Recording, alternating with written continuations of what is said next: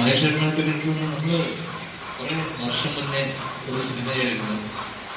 അതന്ന് എനിക്കൊന്ന് പല കാരണങ്ങൾ മഹേഷേട്ടൻ്റെ തിരക്ക് കാരണം അന്നത് നടന്നില്ല. പിന്നെ മഹേഷേട്ടൻ എനിക്ക് മഹേഷേട്ടൻ ഈ സിനിമ ചങ്ങാതിപ്പൂച്ചയൊക്കെ ചെയ്യുന്നതിന് മുന്നേ മഹേഷേട്ടൻ മലയാളത്തിലെ ഭയങ്കര അറിയപ്പെട്ടിരുന്നപ്പോൾ ഭയങ്കര തിരക്കുള്ള ഒരു ചീഫ് അസോസിയേറ്റ് ആയിരുന്നു. അപ്പം ആ കാലം തൊട്ടൊക്കെ മഹേഷേട്ടനെ കേട്ടിട്ടുണ്ട് ഒരുപാട്. മഹേഷേട്ടനെ പറ്റിയിട്ടും മഹേഷേട്ടൻ വർക്ക് ചെയ്ത സിനിമ ഇത് അച്ഛൻ്റെ പക്ഷെ പല ആ സമയത്തൊക്കെ ഇല്ല. അത് മിസ്റ്റർ ക്ലീൻ വിനയൻ സാറിൻ്റെ മഹേഷേട്ടൻ. അപ്പം എനിക്ക് മഹേഷേട്ടൻ്റെ ഇഷ്ടപ്പെട്ട സിനിമകളൊന്നാണ് മൈ ബിഗ് ഫാദർ. അപ്പോൾ വർഷങ്ങൾക്ക് ശേഷം മഹേഷേട്ടനെ കാണുന്ന സമയത്ത് എപ്പോഴെങ്കിലും ഒരു സിനിമ ചെയ്യണം, അല്ലെങ്കിൽ എനിക്ക് നമ്മളൊരു 7-8 വർഷം മുന്നെയാണ് ഒരു കഥയായിട്ട് വേറൊരു സിനിമയുടെ കഥയായിട്ട് അത് കാണുകയും അതിൻ്റെ ചർച്ച നടക്കുകയും പിന്നെ അന്ന് ആ സിനിമ സംഭവിച്ചില്ല. പിന്നീട് മഹേഷേട്ടൻ കഴിഞ്ഞ വർഷം എൻ്റെ അടുത്ത് ഒരു സിനിമയായിട്ട് വന്ന സമയത്ത് മഹേഷേട്ടൻ്റെ സിനിമ അല്ലെങ്കിൽ മഹേഷേട്ടൻ്റെ ഒരു സിനിമ ചെയ്യണം എന്നുള്ളൊരു അന്ന് നടക്കാതെ പോയൊരു സിനിമ വീണ്ടും വേറൊരു കഥയായിട്ട് മഹേഷേട്ടൻ വന്നപ്പോൾ നമുക്കിത് ചെയ്യാമെന്ന് പറയുക. അങ്ങനെ വലിയ ഒരു സ്റ്റാർ കാസ്റ്റുള്ള സിനിമ എനിക്ക് തോന്നുന്നു. ഷാജൻ ചേട്ടൻ, പക്രു ചേട്ടൻ ബിഗ് ഫാദറിന് ശേഷം മഹേഷേട്ടനോട് വരുന്നത്, ജാഫർ ഇക്ക, സ്നേഹ, ലിച്ചി, സലീമേട്ടൻ, മണിമല രാജു, ഇത്രയും ഒരു നീണ്ട താരനിരയുള്ളൊരു സിനിമ. അപ്പോൾ ഒരുപാട് എന്താ പറയുക, എനിക്ക് തോന്നുന്നൊരു 10-12 ദിവസത്തോളം ഞാൻ എൻ്റെ വർഷം ചെയ്യുന്നതിന് തൊട്ട് മുന്നേ നമ്മൾ തീർത്തിട്ട് അതിന് ശേഷം നേരെ ജോയിൻ ചെയ്തു. അതിന് മുന്നേ ചെയ്തിട്ടാണ് നേരെ ജോയിൻ ചെയ്തത്. ഒരു ചെറിയ കുടുംബചിത്രം, ക്ലീൻ ഫാമിലി എൻ്റർടൈനർ എന്ന് പറയാവുന്ന ആ ജോണർ. മനുഷ്യൻ്റെ പ്രീവിയസ് സിനിമകളൊക്കെ തന്നെ എല്ലാവർക്കും മൈ ബിഗ് ഫാദർ ആയിക്കോട്ടെ, ചങ്ങാതി പൂജ ആയിക്കോട്ടെ, ഇതൊക്കെ ആർക്കും ഏത് പ്രായക്കാർക്കും അല്ലെങ്കിൽ പോയി കാണാൻ പറ്റുന്ന വളരെ ക്ലീൻ ആയിട്ടുള്ള സിനിമയായിരിക്കും. ആ രീതിയിൽ ഒരു എന്താ പറയണ്ടേ, ഒരു nice family feel good entertainer ആയിരിക്കും കുടുംബശ്രീ. പിന്നെ ബെനിച്ചേട്ടൻ US എന്നാണ്. ബെനിച്ചേട്ടൻ ഭയങ്കര പാഷനേറ്റ് ആയിട്ടുള്ള ഫിലിം പ്രൊഡ്യൂസറാണ്. സിനിമയോടുള്ള എനിക്ക് തോന്നുന്നു ബെനിച്ചേട്ടൻ സിനിമ അധികം കാണാറില്ല. സിനിമ കാണാറില്ലെങ്കിൽ പോലും സിനിമയോടും സിനിമാക്കാരോടൊക്കെ ഭയങ്കരമായിട്ടുള്ള ഇഷ്ടവും ആ ഇഷ്ടം കൊണ്ട് സിനിമയിലേക്ക് വന്ന ആളാണ്. ബെനിച്ചേട്ടൻ ഇതിലൊരു ക്രൂഷ്യൽ ഒരു സുപ്രധാന കഥാപാത്രത്തെ അവതരിപ്പിച്ചിട്ടുണ്ട്. എനിക്ക് തോന്നുന്നു ബെനിച്ചേട്ടൻ ആദ്യമായിട്ടില്ലേ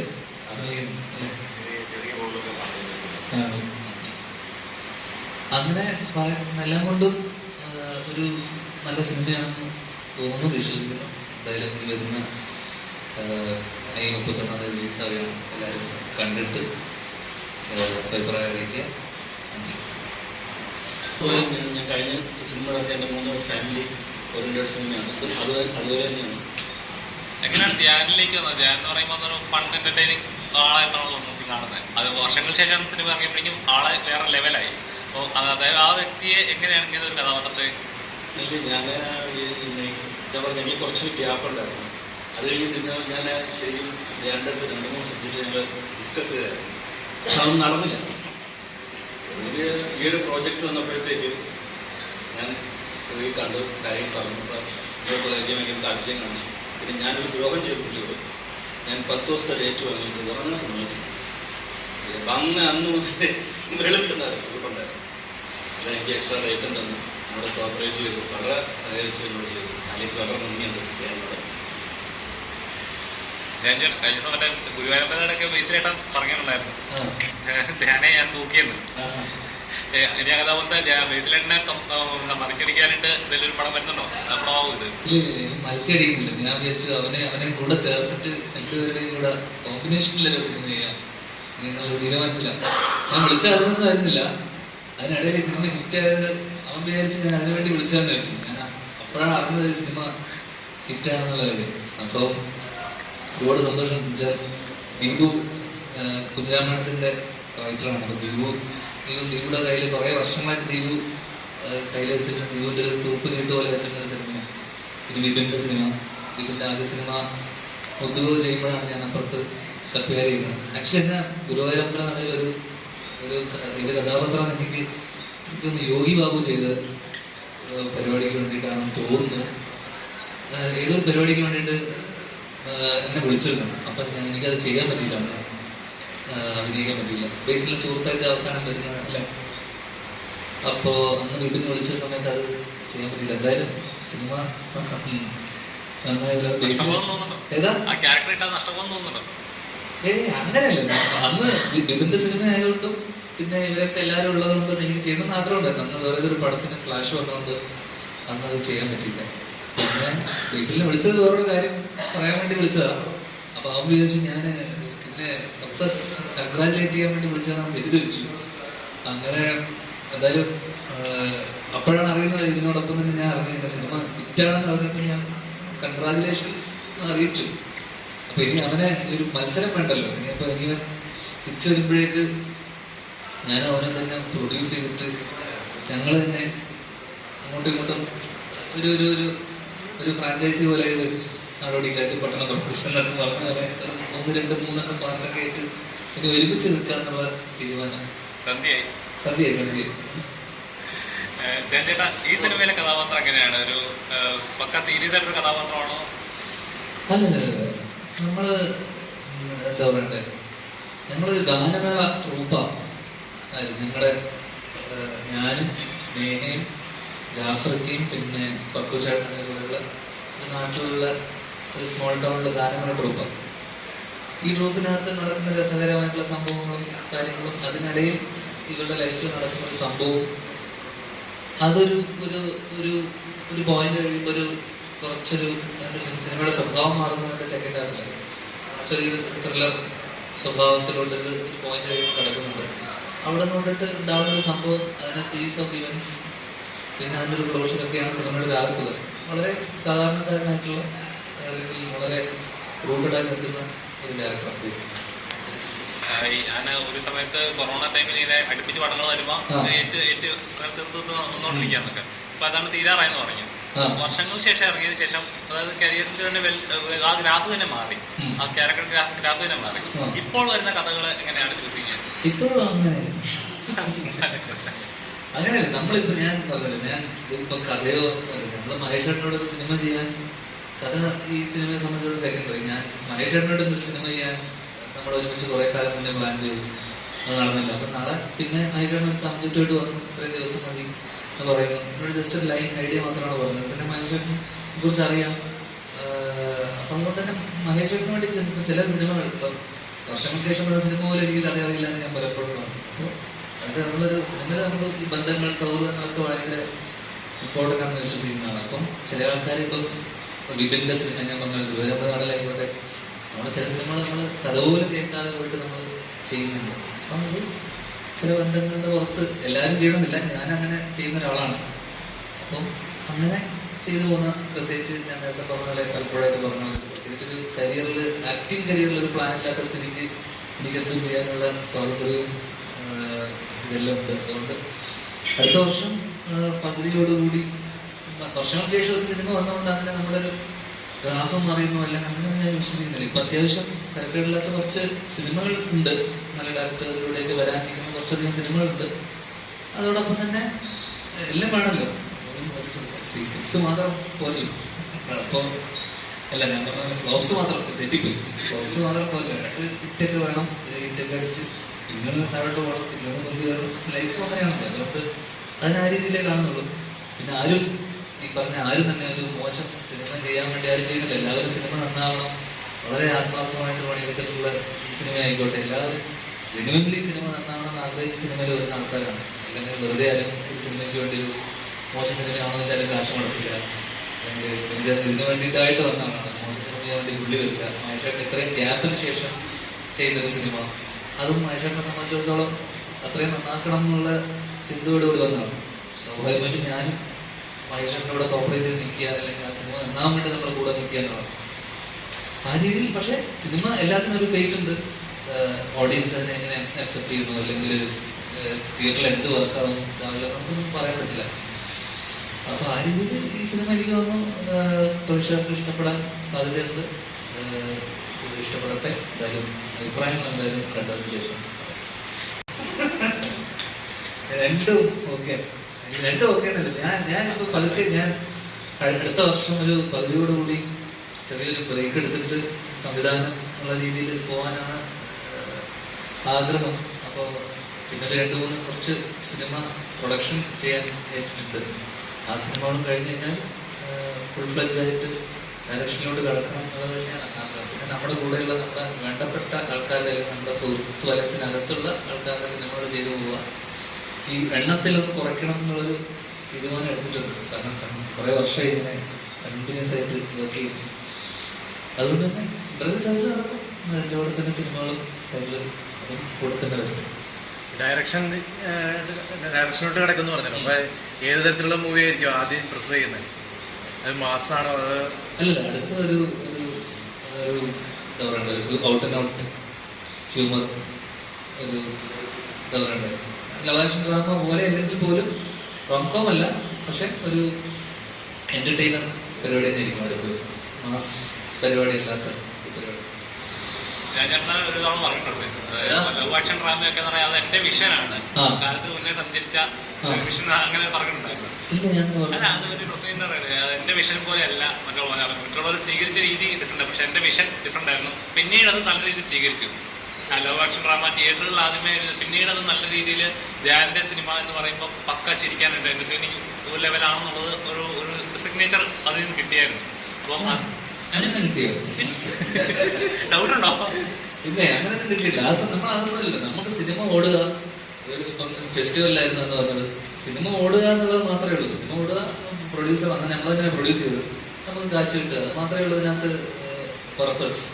സിനിമ നന്നായാൽ അല്ലെങ്കിൽ ആ സമയം ഫെസ്റ്റിവൽ സമയം കൂടെയാണ്. ഇപ്പം നമ്മൾ കുറേ പടങ്ങൾ ബാഷ് എന്ന സമയം, കിട്ടിവാണി, ബ്രദേഴ്സ് ഡേ, ഫൈനൽസ്, അങ്ങനെ ഓണം സമയത്തും കൂടെയാണ്. അപ്പം അതിൽ എനിക്ക് തോന്നുന്നു ആ സമയത്ത് ഏറ്റവും കൂടുതൽ കളക്ട് ചെയ്ത സിനിമയായി മാറി. എന്നാൽ പോലും ഭയങ്കരമായിട്ട് മിക്സഡ് വന്നിട്ടുണ്ട്. ഫെസ്റ്റിവലാകുമ്പോൾ നമുക്ക് മിക്സഡ് റെസ്പോൺസ് നമ്മൾ എക്സ്പെക്ട് ചെയ്യുന്നതാണ്.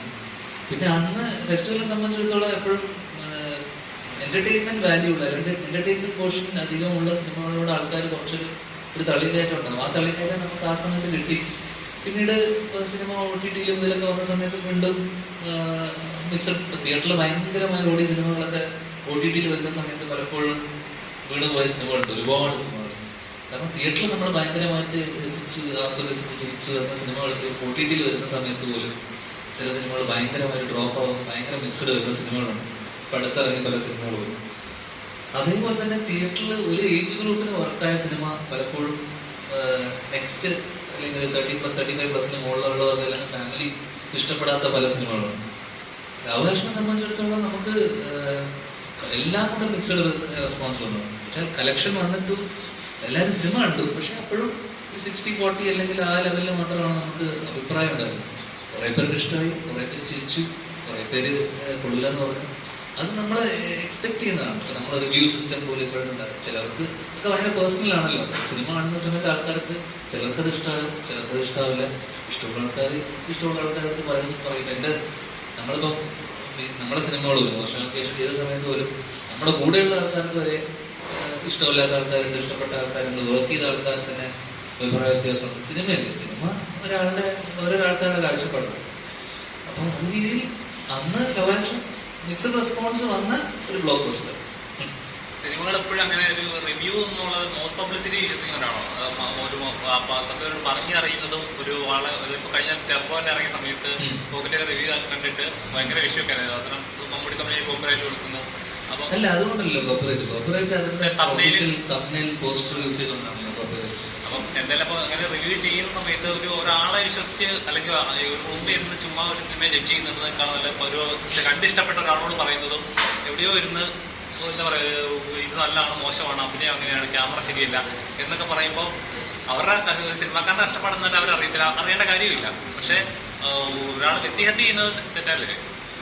അല്ല, ഇത് ഞാൻ ഓൾറെഡി ഞാൻ കോപ്പുമായിട്ട് ഞങ്ങൾ ഇന്റർവ്യൂ ചെയ്തിട്ടുണ്ടല്ലോ, സിദ്ധി മോഹൻസിനും വിഷ്ണുവിൻ്റെ കൂടെ. അന്ന് ഞാനിത് അന്നും അശ്വന്തിനോട് സംസാരിച്ച കാര്യമാണെന്ന് വെച്ച് കഴിഞ്ഞാൽ നമ്മൾ പേഴ്സണലി ആൾക്കാരെ അറിയുമ്പോൾ മാത്രമേ ഇതിനകത്തോട്ട് സിനിമയെക്കുറിച്ച് ആർക്കും അഭിപ്രായപ്പെടാം. അത് അവരുടെ വ്യക്തി സ്വാതന്ത്ര്യമാണ്, അത് കംപ്ലീറ്റ്ലി. അല്ലാതെ പേഴ്സണലി അവരെ അറ്റാക്ക് ചെയ്യുക അല്ലെങ്കിൽ അങ്ങനെ പുള്ളി ചെയ്യുന്നത് എപ്പോഴും ചെയ്യുന്നത് ഞാൻ കണ്ടിട്ടില്ല. ചില കേസുകളിൽ ചിലവരെ ഇൻസൾട്ട് ചെയ്യുന്ന പോലെ പുള്ളി ചെയ്യുന്ന സമയത്ത് ആൾക്കാർക്ക് വിഷമവും. അത് പുള്ളിക്കും അറിയാവുന്നതാണ്. പുള്ളി അത് ചിലപ്പോൾ നമ്മൾ നദികളുടെ സമയത്തൊക്കെ ഞങ്ങൾ സംസാരിച്ചിട്ടുള്ളതാണ്. വർഷങ്ങൾക്ക് ശേഷം കഴിഞ്ഞപ്പോൾ എന്നെ ഫോണിൽ വിളിച്ച് അശ്വന്ത് പടം ഇഷ്ടപ്പെട്ട് എൻ്റെ പെർഫോമൻസ് ഒക്കെ ഇഷ്ടപ്പെട്ട് എന്നെ ഭയങ്കരമായിട്ട് എന്നോട് നമ്പർ എടുത്ത് വിളിക്കുകയൊക്കെ ചെയ്തു. ഞങ്ങൾ ഒരുപാട് സൗണ്ട് സംസാരിച്ചു. അപ്പോൾ പുള്ളി ജെനുവൻ, എനിക്ക് തോന്നിയിട്ടുള്ള പുള്ളി ജെനുവൻ ഫിലിം ലവറാണ് എന്നൊക്കെ പറഞ്ഞാൽ. പിന്നെ പുള്ളിക്ക് അതിൽ നിന്നൊരു യൂട്യൂബ് ഇപ്പം നമ്മൾ നിൽക്കുന്ന എല്ലാ സ്ഥലത്തും ഇതിനൊക്കെ ഒരു റവന്യൂ ഉണ്ടാകുന്നുണ്ടല്ലോ. അപ്പോൾ ആ റവന്യൂ ജനറേറ്റ് ഇപ്പോൾ സിനിമയെ നന്നാക്കുക, സിനിമയെ ഉദ്ധരിക്കുന്നതല്ലല്ലോ ഇവരുടെ മോട്ടീവ്. പർപ്പസ് എന്ന് പറയുന്നത് സ്വാഭാവികമായിട്ടും പുള്ളിയുടെ കുറേ ഫോളോവേഴ്സ് ഉണ്ട്.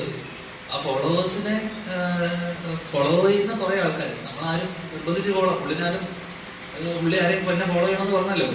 പുള്ളിയുടെ റിവ്യൂകൾ ഇഷ്ടപ്പെട്ട് പുള്ളിയുടെ ഒരു സംസാര ശൈലിയൊക്കെ ആൾക്കാർ ഇഷ്ടപ്പെട്ട് ഞാൻ ഫോളോ ചെയ്യുന്നതാണ്. നമ്മളിൽ പലരും പുള്ളിയുടെ ഫോളോ ചെയ്യുന്നു. എന്തുകൊണ്ടാണ്? പുള്ളിയുടെ ഒരു സംസാരം അല്ലെങ്കിൽ ശൈലി നമുക്ക് എവിടെയൊക്കെ ഇഷ്ടമാണ്. പുള്ളി വളരെ ബ്ലണ്ടായിട്ട് ചില ആൾക്കാർ കാര്യങ്ങൾ പറയുമ്പോൾ ആൾക്കാർക്ക് അത് പെട്ടെന്ന് ആക്സെപ്റ്റ് ചെയ്യാൻ ബുദ്ധിമുട്ടായിരിക്കും. പക്ഷെ അതേപോലെ സിനിമ ക്രിയേറ്റേഴ്സിന് പേഴ്സണലി അവരെ ഹരാസ് ചെയ്യുന്ന പോലെ എന്തെങ്കിലും തോന്നുന്നു, ഇൻസൾട്ട് ചെയ്യുന്ന പോലെ തോന്നിയെങ്കിൽ അവർക്ക് ഭയങ്കരമായിട്ട് വിഷമമുണ്ടാകും. കാരണം ആരും നേരത്തെ പറഞ്ഞ പോലെ ആരും മോശം സിനിമ ചെയ്യാൻ വേണ്ടി ഇത് ചെയ്യുന്നതല്ലല്ലോ. നന്നാവണം എന്ന് വെച്ചാൽ ജെനുവൻലി ആഗ്രഹിച്ച് സിനിമ ചെയ്യുന്നു.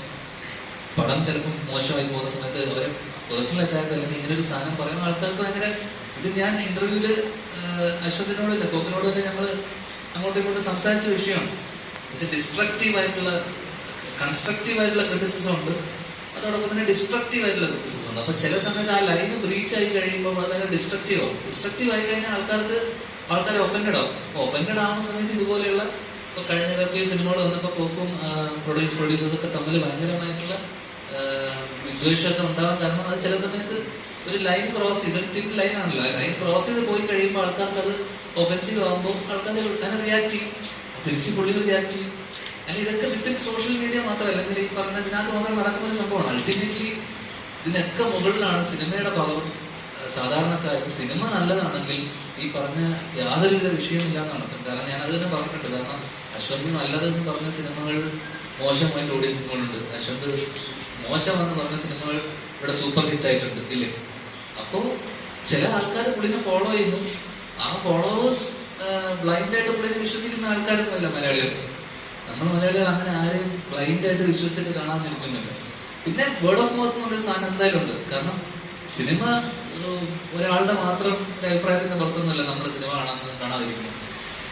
ഡെഫിനറ്റ്ലി പടം നല്ലതാണെങ്കിൽ ആ വേർഡ് ഓഫ് മൗത്തിൽ ഒരു റിവ്യൂ സിസ്റ്റം കൊണ്ടൊന്നും ഒരു സിനിമ വീണമെന്ന് ഞാൻ വിശ്വസിക്കുന്നു. അതുകൊണ്ട് പുള്ളി ആരും ഭയക്കേണ്ട കാര്യമോ പേടിക്കേണ്ട കാര്യമോ പുള്ളി ആരുടെയും ശത്രുവൊന്നും ആകുന്നില്ല. അതുകൊണ്ട് തന്നെ പുള്ളി സിനിമ നല്ലതായപ്പോൾ എന്നെ ഉൾപ്പെടെ പുള്ളി വിളിച്ചിട്ട് നല്ല രീതിയിൽ സംസാരിക്കുന്ന ആളാണ്. എനിക്ക് ഭയങ്കര ജെനുവൻ ഫിലിം ലവറാണെന്ന് തോന്നിയിട്ടുള്ള ആളാണ്.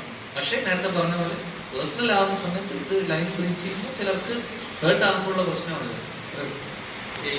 സാധാരണക്കാരനായ എനിക്കൊന്നും ഡൗൺ ടു എർത്ത് ആയിട്ടുള്ള സാധാരണക്കാരുടെ വേഷമാണ് ഹാസ്യത്തിന് പ്രാധാന്യം വേഷങ്ങളോട് ചോദിക്കാൻ കാരണം മറ്റേ വർഷങ്ങൾക്ക് ശേഷം വളരെ ബോൾഡാണ് എഴുതി കാണിക്കാറുണ്ട്. ഇപ്പോൾ ധ്യാനം സമീപിക്കുന്ന സ്ക്രിപ്റ്റുകളും അത്തരത്തിലുള്ളതാണ്. അപ്പം അതിനുശേഷം ഒരു ചൂടുമാറ്റം ബോൾഡായുടെ ക്യാരക്ടർ ചെയ്താൽ മതി എന്നൊരു വിശകലനം നടത്തിയിട്ടുണ്ട്. ഒന്നും നടത്തിയിട്ടില്ല. അപ്പോൾ ഇങ്ങനെയുള്ള ക്യാരക്ടേഴ്സ് കൂടുതൽ ചൂസ് ചെയ്തു. അങ്ങനെ ചൂസ് ചെയ്തിട്ടൊന്നും ചെയ്തതല്ലെന്നില്ല ഞാൻ നേരത്തെ പറഞ്ഞത്. ഇതൊരു സൗഹൃദത്തിന്റെ പുറത്തുണ്ടായ സിനിമയാണ്. വർഷങ്ങൾക്ക് ശേഷം അങ്ങനെ ഒരു ചേട്ടനുമായിട്ടുള്ളൊരു ബന്ധത്തിന്റെ പുറത്ത്, ചേട്ടനാണല്ലോ, ചേട്ടനെ സിനിമയ്ക്ക് വിളിക്കുന്നു. എൻ്റെ സിനിമകളെ ഞാൻ അങ്ങനെ ചൂസ് ചെയ്യാറില്ല, എന്നെ ചൂസ് ചെയ്യാറാണ് പതിവാണ്. അതെ, ആത്മാർത്ഥത ഇതൊക്കെയാണെങ്കിലും നമുക്ക് മനുഷ്യന്മാരോട് ആണെന്ന് ആത്മാർത്ഥത സ്നേഹമൊക്കെ. അപ്പം നമുക്ക് ഒരു ബന്ധമുണ്ട് ഒരാളുമായിട്ട്. അപ്പം അദ്ദേഹം മഹേഷേട്ടൻ ഇത്രയും കാലത്തിൻ്റെ ഇടവേളയ്ക്ക് ശേഷം ഒരു സിനിമ ചെയ്യുമ്പോൾ അതിൻ്റെ കൂടെ നിൽക്കുക, അല്ലെങ്കിൽ പുള്ളി ഒരു മോശം സിനിമയായിട്ട് വരില്ല എന്നൊക്കെ ഒരു വിശ്വാസം, നമ്മൾ ആ വിശ്വാസത്തിൻ്റെ കൂടെ നിൽക്കുക എന്നുള്ളതാണ്. ഇത്രയും ടൈറ്റിൽ എനിക്ക് ആദ്യമേ ടൈറ്റിൽ ഇട്ടിരുന്നു ഈ സിനിമ. പിന്നെ ഈ സിനിമയായിട്ട് കുറച്ച് കണക്റ്റഡായി നിൽക്കുന്ന ഒരു ടൈറ്റിലാണ്. മഹേഷേട്ടൻ്റെ സിനിമകൾക്കൊക്കെ ഉള്ള ടൈറ്റിലൊക്കെ വളരെ ലൈറ്റായിട്ടുള്ള ആൾക്കാരുടെയൊക്കെ ഇവിടെയൊക്കെ കുറച്ച് കൈങ്കിളിയൊക്കെ തോന്നുമെങ്കിലും അല്ലേ.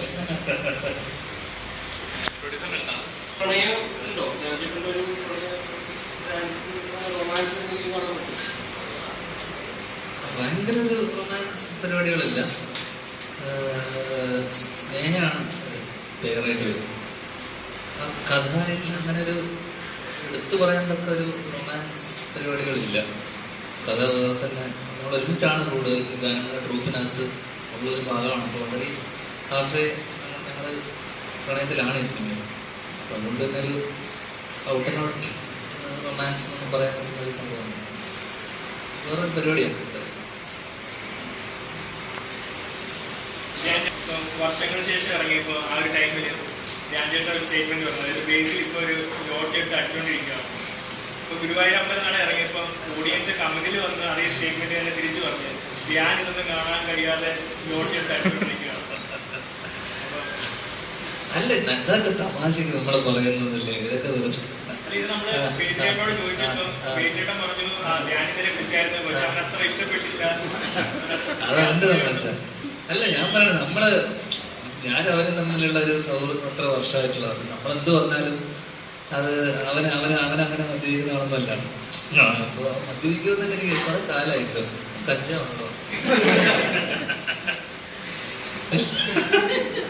അപ്പൊ അല്ല, അങ്ങനെയല്ല, അത് ഇതൊന്നും ഉപയോഗിക്കാത്ത ആളാണ്. ഈ രണ്ട് സാധനം അവനൊന്നും അങ്ങനത്തെ അവനെ കണ്ടാൽ തോന്നുന്നു. അപ്പോ എനിക്ക് തോന്നുന്നു അവനൊരു ചെറിയൊരു ഡബ്ബയിൽ എനിക്കൊരു മൂന്നാറിലായിട്ടുള്ള സമയത്തായിട്ട് എനിക്കൊരു നമ്മുടെ ഈ ബോട്ടിലിന്റെ ഒക്കെ ക്യാപ്പിൽ നമ്മളിങ്ങനെ ഒഴിച്ചു കൊടുക്കില്ല, അതിൽ ഒഴിച്ചാൽ തന്നെ അവൻ ഫിറ്റാവും. അപ്പൊ അങ്ങനെയുള്ള അല്ല, അതൊക്കെ നമ്മൾ വെറുതെ തമാശക്കെന്ന് പറഞ്ഞു. അവന്റെ സിനിമ ഓടുക എന്നുള്ളതൊക്കെ അവനൊക്കെ നമ്മുടെ കൂടെ നമ്മളൊക്കെ ഒരുമിച്ച് വന്നല്ലേ. അപ്പൊ പിന്നെ അവന്റെ സിനിമ ഓടുക എന്നുള്ളത് ഏറ്റവും വലിയ സന്തോഷമല്ലേ നമ്മുടെ ലൈഫ്. അവൻ തന്നെ വിളിക്കുന്ന നല്ല കാര്യല്ലേ. രാജേട്ടന്റെ ഒരു കടുത്ത ആരാധകനാണ്. ബേസിലേട്ടൻ ത്രൂഔട്ട് രാജേട്ടനായിട്ടാണ് പടത്തിലും ചെയ്തത്. അപ്പൊ അത് കണ്ടപ്പോ എന്താ അസൂയാണോ തോന്നി? അയ്യോ ഇല്ലല്ല, ഞാൻ രാജേട്ടനോട് സംവിധാനം ചെയ്യുമല്ലോ, പിന്നെ പ്രശ്നം താലിയായില്ലേ. ഞാനിത് ഒരിടയ്ക്ക് ഒത്തിരി സിനിമകൾ ചെയ്യും, അതിൽ ഭൂരിഭാഗവും ബോംബായി പോവുകയും ചെയ്ത ഒരു സമയം ഉണ്ടായിരുന്നു. അപ്പൊ ആ സമയത്ത് മാറി. അപ്പൊ ആ സമയത്ത് എപ്പോഴെങ്കിലും ഈ പുല്ല് വേണ്ടായിരുന്നു എന്ന് ചിന്തിച്ചിട്ടുണ്ടോ? അങ്ങനെയൊന്നുമല്ല, നമ്മളൊരു ആ ഒരു ഫ്ലോയിലങ്ങ് പോവാന്നല്ലാതെ നമ്മളതിനെ കുറിച്ച്. കാരണം അച്ഛനോ കഴിഞ്ഞപ്പോഴോ എന്നോട് ഇങ്ങനെ നമ്മളൊരു ഇന്റർവ്യൂ വരുന്ന സമയത്ത് ചോദിച്ചു. ആ സമയത്ത് അവര് ഞാൻ നേരത്തെ പറഞ്ഞത് ഈ പറഞ്ഞ ഞാൻ മിക്ക സിനിമകളും ചെയ്ത മഹേഷേട്ടനൊക്കെ എക്സ്പീരിയൻസ്ഡ് ആണ്. അപ്പൊ ഞാൻ ചെയ്ത മിക്ക സിനിമകളും പുതുമുഖ സംവിധായകരോട്. ഈ പുതുമുഖ സംവിധായകരോട് ചെയ്യുമ്പോൾ അവരെ സംബന്ധിച്ചിടത്തോളം ആദ്യ സിനിമ ഓടിയിൽ പിന്നെ അവർക്കൊരു കരിയർ രണ്ടാമത്തെ സിനിമ ചെയ്യാന്ന് പറയുന്നത് വലിയൊരു പാടാണ്. അല്ലെങ്കിൽ ഇന്നത്തെ കാലത്ത് മലയാള സിനിമ രണ്ടാവും മോശം സിനിമയിലെ ആദ്യ സിനിമയെ പൊട്ടിച്ച ഒരാൾക്ക് രണ്ടാമത്തെ സിനിമ കിട്ടുമല്ലോ.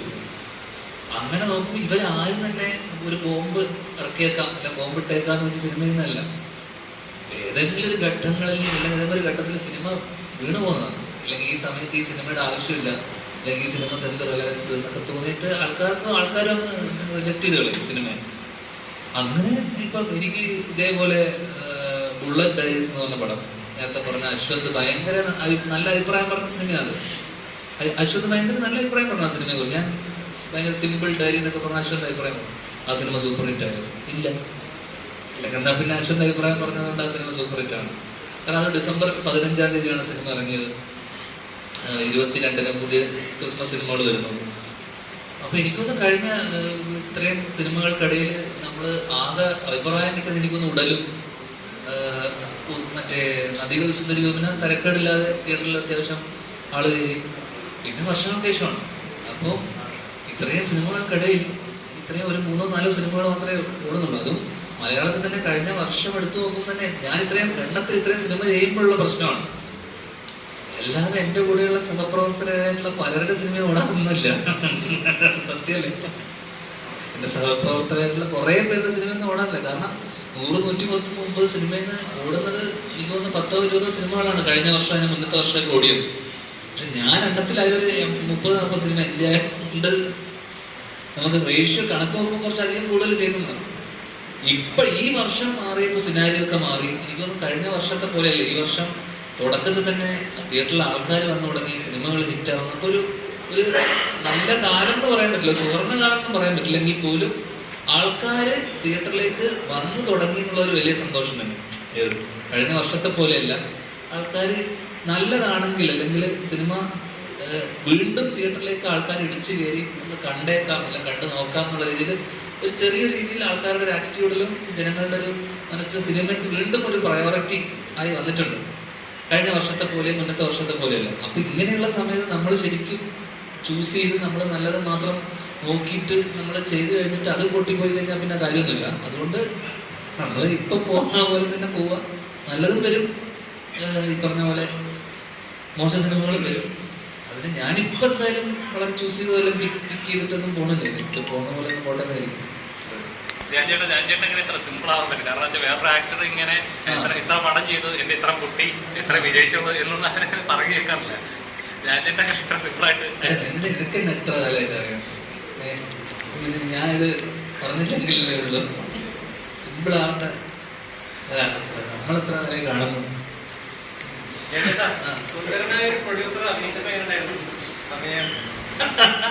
അത് എനിക്കൊരിക്കലും ബെഞ്ചേട്ടൻ ആദ്യമായിട്ട് ചെയ്യുന്ന ഒരാളായിട്ടോ അങ്ങനെ ഒരു നേരത്തെ പറഞ്ഞ പോലെ ഒരു ഇത്രയും ആർട്ടിസ്റ്റ് നമ്മൾ കുറെ കോമ്പിനേഷൻ സീനുകളൊക്കെ ഉണ്ടായിരുന്നു. അപ്പൊ ആദ്യമായിട്ട് ചെയ്യുന്ന ഒരാളുടെ ഒരു അങ്ങനെ ഒരു ഇൻഹിബിഷനോടുകൂടി ചെയ്തതായിട്ടോ അങ്ങനെയൊന്നും ഫീൽ ചെയ്തില്ല. പുള്ളി വളരെ തന്മയത്തോടുകൂടി ആ ക്യാരക്ടർ പുള്ളി ചെയ്യേണ്ട സാധനം പുള്ളി വളരെ ഭംഗിയായിട്ട് രസകരമായിട്ട് ചെയ്തിട്ടുണ്ടെന്നാണ് എനിക്ക് തോന്നിയത്. കാരണം ഫസ്റ്റ് സിനിമ അല്ലെങ്കിൽ അതും കുറേ ഡയലോഗുകളും കുറേ സീനുകളും ഇതിൻ്റെ ഒരു ക്രൂഷ്യൽ പ്രധാന കഥാപാത്രമാണ് പുള്ളി ചെയ്യുന്നത്. അപ്പോൾ ആ രീതിയിൽ ഫസ്റ്റ് സിനിമ എന്ന രീതിയിൽ പുള്ളി ഡെഫിനറ്റ് ആയിട്ടും ആ ക്യാരക്ടറിന് ജസ്റ്റിസ് കാണിച്ചിട്ടുണ്ടെന്നാണ് എനിക്ക് തോന്നുന്നത്, ഞാൻ കണ്ടെടുത്തോളം. കാണാൻ പറ്റുന്ന പ്രേക്ഷകരോട് അതെ മഹേഷ്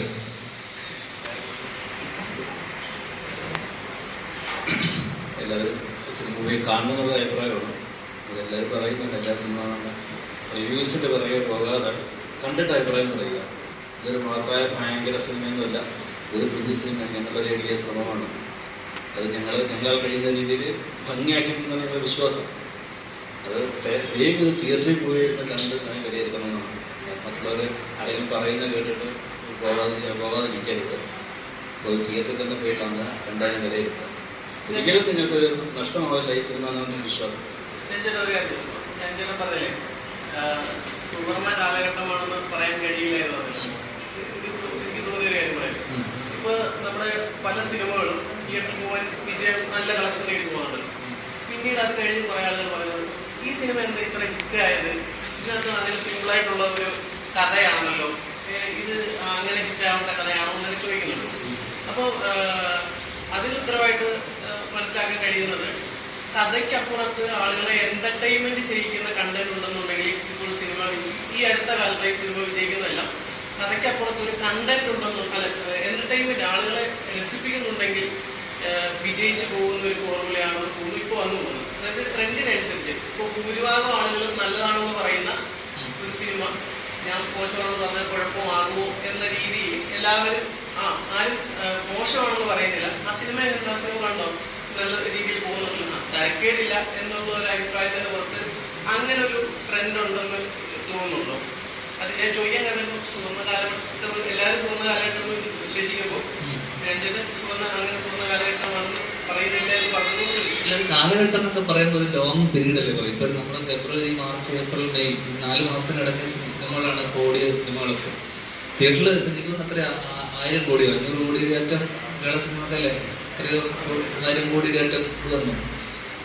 അപ്പോ ആ രീതിയിൽ ആദ്യം ചോദിച്ച ചോദ്യത്തിനെന്ന് വെച്ച് കഴിഞ്ഞാൽ നമ്മൾ ചില സിനിമകൾ തിയേറ്ററിൽ എക്സ്പീരിയൻസ് ചെയ്ത സിനിമ ഇത് OTT വരുമ്പോഴാണ് സ്വാഭാവികമായിട്ടും അല്ലെങ്കിൽ സാറ്റലൈറ്റ് അല്ലെങ്കിൽ OTT വരുമ്പോഴാണ് ആൾക്കാർ പിന്നെ മിക്സഡ് അഭിപ്രായം വരുന്നത്. മിക്കതും OTT കാണുന്ന ആൾക്കാർ തിയേറ്ററിൽ ഈ സിനിമ എക്സ്പീരിയൻസ് ചെയ്യാത്ത ആൾക്കാരായിരിക്കും. ചില സിനിമകൾ തിയേറ്ററിൽ എക്സ്പീരിയൻസ് ചെയ്താൽ മാത്രമേ അതിൻ്റെ ഒരു ഫുൾ എക്സ്പീരിയൻസ് കിട്ടുള്ളൂ. എന്ന് വെച്ച് കഴിഞ്ഞാൽ ഞാൻ തന്നെ ചില സിനിമകൾ ഞാൻ തിയേറ്ററിൽ പോയിട്ട് എല്ലാ സിനിമകളും കാണുന്ന ആളല്ല. തിയേറ്ററിൽ ഭയങ്കരമായിട്ട് ഓടിയ സിനിമകൾ OTT കണ്ടപ്പോൾ എനിക്ക് തോന്നിയിട്ടുണ്ട് ഇതെന്തുകൊണ്ട് ഓടി, ഇതെന്തായിരിക്കും. അപ്പൊ അങ്ങനെയുള്ള സമയത്ത് നമ്മളൊരു തിയേറ്ററിൽ ഇരുന്നിട്ട് കുറെ ആൾക്കാരെ കൂടെ ഇരുന്നിട്ട് ആൾക്കാർ ചിരിക്കുമ്പോൾ നമ്മൾ അതിൻ്റെ ഒപ്പം നമ്മൾ ചിലപ്പോൾ ചിരിക്കും. അതിൻ്റെ ഒരു മൂഡ് പറയണം, വലിയ സ്ക്രീനിൽ സൗണ്ടിൽ ആ ഫുൾ എക്സ്പീരിയൻസ് പറയണം. അതേ OTT-യിൽ വന്നിട്ട് നമ്മുടെ വീട്ടിൽ നമ്മുടെ ഒരു കംഫർട്ട് സോണിൽ ഇരുന്നിട്ട് നമ്മൾ ഇന്ന് ചാരി ഒരു കസേരയിൽ നിന്നിട്ട് കാണുമ്പോൾ നമ്മൾ കൂടുതൽ എന്താ പറയണ്ടേ ക്രിട്ടിക്കലായിട്ടും നമ്മൾ ബ്രേക്ക് എടുത്തിട്ടും പോസ് എടുത്തിട്ടും നമ്മുടെ ആസ്വാദന ലെവൽ കുറച്ചുകൂടെ ഒരു വളരെ ക്രിട്ടിക്കലായിട്ടൊക്കെ നമ്മൾ ചിലപ്പോൾ കണ്ടെന്നിരിക്കുള്ളൂ. പിന്നെ സൗണ്ട് എന്ന് പറയുന്നത് ഭയങ്കര ഒരു ഫാക്ടറാണ്. വീട്ടിൽ നമ്മൾ TV-യിലൊക്കെ കാണുന്ന കിട്ടുന്ന ഒരു എക്സ്പീരിയൻസ് അല്ല ഒരു ത്രില്ലർ സിനിമയോ അല്ലെങ്കിൽ അങ്ങനെയുള്ള സ്വഭാവമുള്ള സിനിമകളൊക്കെ നമ്മൾ തിയേറ്ററിൽ പോയി എക്സ്പീരിയൻസ് ചെയ്യാണ്ട് നേരെ വീട്ടിൽ വന്നിട്ട് കാണുന്ന സമയത്ത് ചിലപ്പോൾ അത് ആ ഒരു സെയിം ഒരു എഫക്റ്റ് ഇമ്പാക്റ്റ് ചിലപ്പോൾ നമുക്ക് വീട്ടിൽ നിന്ന് കാണുന്നില്ല. അതുകൊണ്ടാണ് പല സിനിമകളും OTT-യിൽ വരുന്ന സമയത്ത് അല്ലെങ്കിൽ OTT-യിൽ കാണുന്ന ഒരു ഏജ് ഗ്രൂപ്പ് എന്ന് പറയുമ്പോൾ തന്നെ എനിക്ക് തോന്നുന്നു യങ്സ്റ്റേഴ്സ് ഉണ്ട് ഇല്ല എന്നല്ല, പക്ഷേ മാക്സിമം ആൾക്കാർ തിയേറ്ററിൽ പോകാൻ പറ്റാത്ത 35 അല്ലെങ്കിൽ ആ ഒരു കുറച്ച് മിഡിൽ ഏജ് അല്ലെങ്കിൽ അതിൻ്റെ മുകളിലുള്ള ആൾക്കാരാണ് സിനിമ തിയേറ്ററിൽ പോയി കാണാൻ പറ്റാത്ത ചെറുപ്പക്കാരല്ലാത്ത കുറേ ആൾക്കാരാണ് OTT-യിലും പിന്നെ പുറത്തുള്ള പ്രവാസികൾ അല്ലെങ്കിൽ അവരൊക്കെയാണ് OTT-യിൽ നിന്ന് കാണുന്നത്. അപ്പോൾ അവർക്ക് ആ ഒരു തിയേറ്ററിൽ എക്സ്പീരിയൻസ് ചെയ്യാൻ പറ്റാത്ത സിനിമ TV-യിൽ നിന്ന് കാണുന്ന സമയത്ത് ഇത് എന്തുകൊണ്ട് ഓടി എന്നൊക്കെ സംശയം വരും. കാരണം യൂത്താണ് പല സിനിമകളും, യങ്സ്റ്റേഴ്സ് ആണ് ഈ പറഞ്ഞ സിനിമകളൊക്കെ വിജയിപ്പിച്ചതും അല്ലെങ്കിൽ ഏറ്റവും കൂടുതൽ ഒരു ഏജ് ഗ്രൂപ്പിനെ ക്യാറ്റർ ചെയ്യുന്ന സിനിമകളാണ്. ഇപ്പോൾ ഞാനിപ്പോൾ ഹൃദയത്തിൻ്റെ നമ്മുടെ സിനിമകൾ തന്നെ പറഞ്ഞിട്ടുണ്ട്. ഹൃദയം, ഇപ്പോൾ ആവേശം, വർഷങ്ങൾക്ക് ശേഷം ആവേശം യൂത്തിനെ ടാർഗറ്റ് ചെയ്തുകൊണ്ടും അല്ലെങ്കിൽ ഒരു ടാർഗറ്റ് ഓഡിയൻസ് എന്ന് പറയുന്നത് പ്രധാനമായിട്ടും യങ്സ്റ്റേഴ്സ് ആയിരുന്നു. അതിൻ്റെ മ്യൂസിക് ആയിക്കോട്ടെ അല്ലെങ്കിൽ അതിൻ്റെ മേക്കിംഗ് ആയിക്കോട്ടെ അല്ലെങ്കിൽ അതൊരു ഫെസ്റ്റിവൽ സിനിമ. അതേ വർഷങ്ങൾക്ക് ശേഷം ഡ്രാമയാണ്, ഇമോഷണൽ ഡ്രാമയാണ്. ആ രീതിയിൽ ഏട്ടൻ്റെ ഒരു സെറ്റ് ഓഫ് ഓഡിയൻസ് ഉണ്ട്, ഫാമിലി അല്ലെങ്കിൽ വിനീത് ശ്രീനിവാസൻ എന്ന് പറഞ്ഞ ഡയറക്ടറിനെ വിശ്വസിച്ച് പോകുന്ന ഫാമിലി ഓഡിയൻസ് ഉണ്ട്. അവരാണ് കൂടുതൽ നമുക്കൊരു ഇനീഷ്യലി കിട്ടിയതൊക്കെ ആ ഇന്റർവ്യൂ നിന്നും പരിപാടിയിൽ നിന്നൊക്കെ കിട്ടി. കാരണം സാധാരണ രണ്ട് സിനിമകൾക്ക് കിട്ടുന്ന ഒരു പാട്ടിന് അത് വെൽക്കമിംഗ് ഒന്നും ആ സിനിമ കിട്ടിയിരുന്നില്ല. അപ്പം എനിക്ക് തോന്നുന്നു മിക്സഡ് എപ്പം ഏത് ലെവലിൽ വേണമെങ്കിലും മിക്സഡ് അഭിപ്രായങ്ങൾ, സിനിമ ഇറങ്ങി കഴിഞ്ഞ് ഇഷ്ടപ്പെട്ട് നിൽക്കുന്ന ആൾക്കാർ പോലും പിന്നെ വീണ്ടും റിപ്പീറ്റ് ഇല്ലാത്ത കുറേ സിനിമകളുണ്ട്. ഇപ്പം നമ്മൾ TV-യിൽ വരുന്ന സമയത്തും നമ്മൾ പഴയ സിനിമകളിൽ ഇപ്പോഴും റിപ്പീറ്റ് കാണുന്നു. അല്ലാണ്ട് നമ്മൾ അടുത്ത കാലത്ത് ഇറങ്ങിയ സിനിമകൾ നമ്മൾ റിപ്പീറ്റ് കാണുന്ന സിനിമകൾ ആക്ച്വലി വളരെ കുറവാണ്. എനിക്ക് തോന്നുന്നു എന്നോട് പറഞ്ഞിട്ടുള്ള സിനിമകൾ ഇപ്പോൾ കുഞ്ഞിരാമായണം റിപ്പീറ്റ് കാണുന്നുണ്ട്, ആട്, കപ്പിയാരൊക്കെ ഭയങ്കര റിപ്പീറ്റ് വാച്ചുള്ള സിനിമകളാണ്. പക്ഷേ അടുത്ത കാലത്ത് ഇറങ്ങിയ ഓടിയ സിനിമകളിൽ പോലും നമ്മൾ റിപ്പീറ്റ് കാണണം അല്ലെങ്കിൽ ഒരു സെക്കൻഡ് ടൈം വാച്ച് എന്ന് പറയുന്ന സാധനത്തിലോട്ട് വരുന്ന പോലുമില്ല.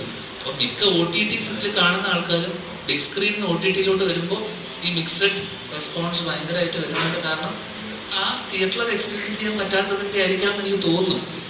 ത്രില്ലർ സിനിമകളൊക്കെ പ്രത്യേകിച്ച് ത്രില്ലറൊക്കെ സൗണ്ടിലാണ് ആ സിനിമയുടെ ഒക്കെ ഇമ്പാക്റ്റ് ഇരിക്കുന്നത്.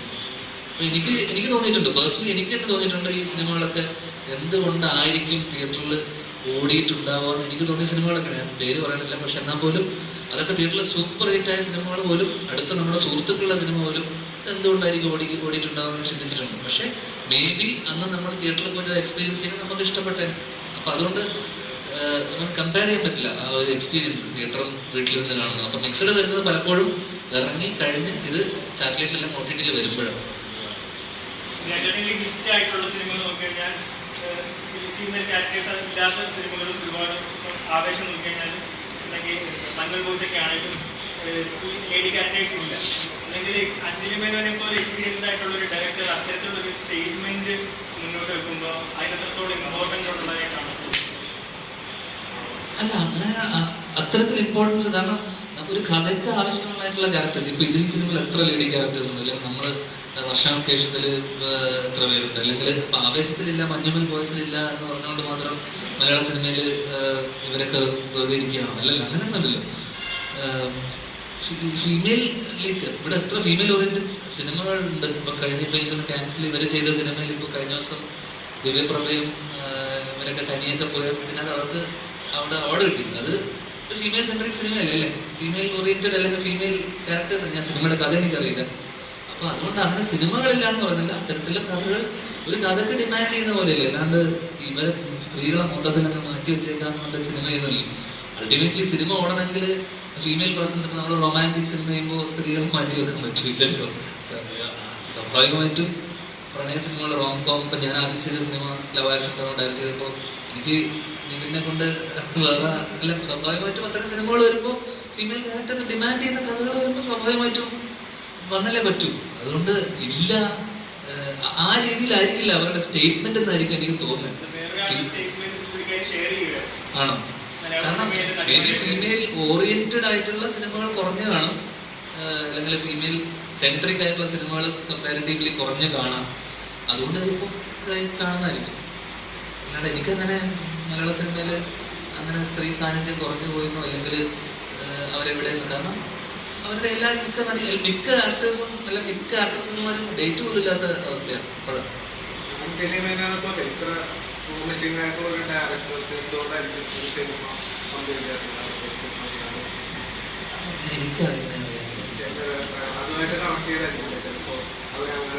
അറിയില്ല, അങ്ങനെ ആയിരിക്കും. എനിക്കറിയില്ല എന്തുകൊണ്ട് അവർക്ക് സിനിമയില്ലാന്ന് ഞാനിങ്ങനെ പറയും.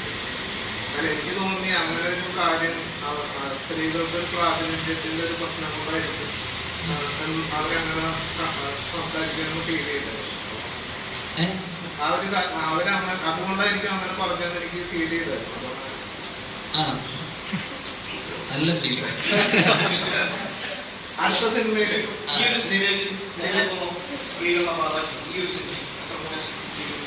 അത്യാവശ്യം നല്ല പ്രാധാന്യമാണ്.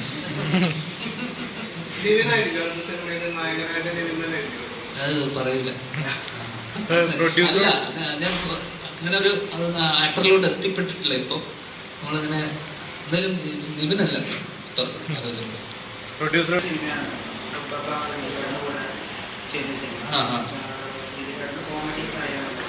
അറിയാമല്ലോ, അറിയില്ലല്ലോ.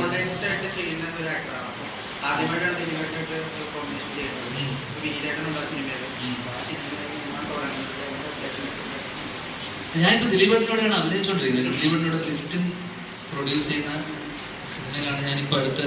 ഞാൻ ഓൾറെഡി ഒരു ദിവസം ഷൂട്ട് ചെയ്തു. അത് കഴിഞ്ഞിട്ട് രണ്ടാമത്തെ സിനിമ ദിലീപേട്ടനോട് ബപ്പ. അത് എൻ്റെ കൂടെ നമ്മുടെ കൂടെ വർക്ക് ചെയ്ത് എൻ്റെ അസോസിയേറ്റ് ആയിരുന്നു ധനഞ്ജയ് ഫാഹിമാണ് എഴുതുന്നത്. July August shoot. അതാണ് ഇപ്പോഴത്തെ അപ്ഡേറ്റ്.